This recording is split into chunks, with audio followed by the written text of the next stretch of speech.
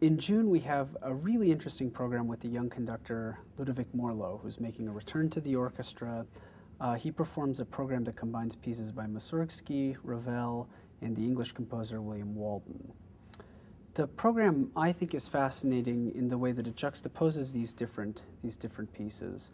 It opens with Mussorgsky's prelude to his opera Kovanshchina, which is a wonderful depiction, a sort of naturalistic depiction. If you think of kind of Émile Zola in music, I think that's what Mussorgsky was perhaps unconsciously achieving here. Wonderful depiction of dawn on the Moscow River.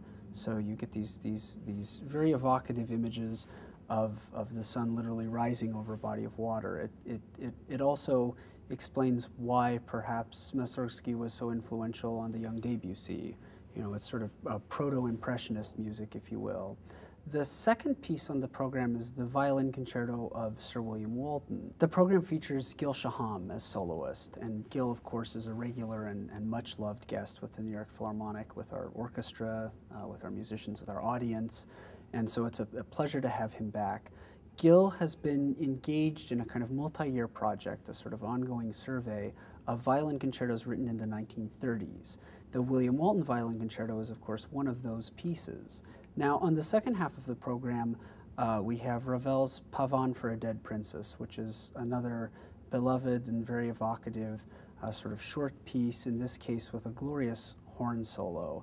And the Pavane is a kind of Spanish dance, a sort of Spanish dance from the early modern period, and that's what Ravel is evoking here. He's actually evoking the sort of princesses that you see in the wonderful artwork of Diego Velázquez. So this is what Ravel is referring to. And we have pictures of a very different kind following this.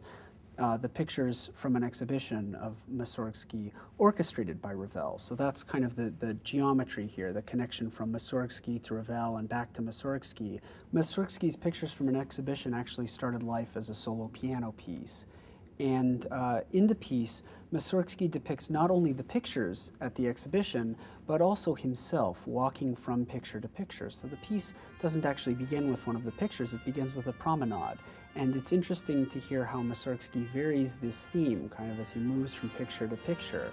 So in between these promenades, the pictures cover a wide range of different scenes. We get a picture of an old castle, we have a picture of an ox cart kind of lumbering through the mud.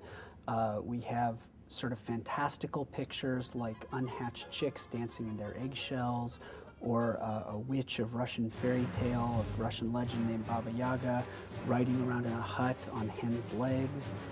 We have a glorious depiction that concludes the piece of this artist, the artist of the pictures, his name is Hartmann, of his design for a great gate at Kiev, you know, complete with the onion domes and the church bells and this sort of thing. Mussorgsky captures that beautifully. We also have a portrayal of the kind of sepulchral Paris catacombs with the low brass and a moment where Mussorgsky kind of steps out of it and I guess literally in the music begins talking to the painting, because the name of the section is With the Dead in a Dead Language, and so it's like there's a conversation between the viewer and the piece of art, and it's really just a fascinating, it's a great premise for a piece, and then the way that Mussorgsky fills it out with his musical material is just glorious, genius.